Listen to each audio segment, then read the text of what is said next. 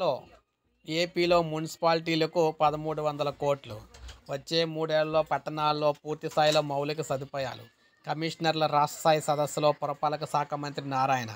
మున్సిపాలిటీలకు 1300 కోట్లు 15వ ఆర్థిక సంఘం నిధులు త్వరలో విడుదల చేస్తామని పురపాలక పట్టణాభివృద్ధి శాఖ మంత్రి ప్రకటించారు. అమృత్ పథకం 2.0 నిధుల కోసం సమగ్ర ప్రాజెక్టు నివేదికలు అయితే కేంద్రానికి పంపుతున్నట్లు తెలిపారు. వీటితో 3 ఏళ్లుగా పట్టణ ప్రజలకు మెరుగైన సేవలు అందించాలని పుర కమిషనర్లను ఆయన అయితే ఆదేశించారు.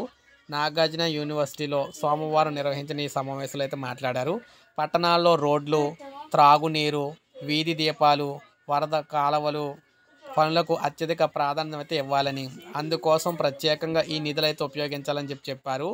సో ఇక పట్టణాల్లో మున్సిపాలిటీలో అంటే పట్టణాల్లో ఎవరైతే ఉంటున్నారో వారందరికీ కూడా ఒక మంచి గుడ్ న్యూస్ అని చెప్పుకోవచ్చు. అయితే దాంతోపాటు భవన నిర్మాణాలకు అనుమతులు సరళతరం చేస్తున్నాం. వచ్చే నెలాఖరులోగా ఇందుకు సంబంధించిన సాఫ్ట్వేర్ సిద్ధం కానుంది. మున్సిపాలిటీలకు ప్రధాన ఆదాయ వనరైన ఆస్తి పన్ను బకాయిలు వసూలు విషయంలో దృష్టి సారించాలని చెప్పారు. సో మొత్తం మీద ఏదేమైనా ప్రజలకైతే అటు రోడ్లకు సంబంధించి, త్రాగునీరుకు సంబంధించి, వీధి దీపాలకు సంబంధించి, మురుగు కాలువల శుభ్రకు సంబంధించి 1300 కోట్లు అయితే ఉపయోగించాలని చెప్పడం జరిగిందనమాట. ఇది ఒక గుడ్ న్యూస్ అని చెప్పుకోవచ్చు రాష్ట్ర వ్యాప్తంగా పట్టణాల్లో ఉన్న అందరికీ కూడా. సో ఒక లైక్ చేయండి, సబ్స్క్రైబ్ చేసుకోవచ్చు, మన ఛానల్ సబ్స్క్రైబ్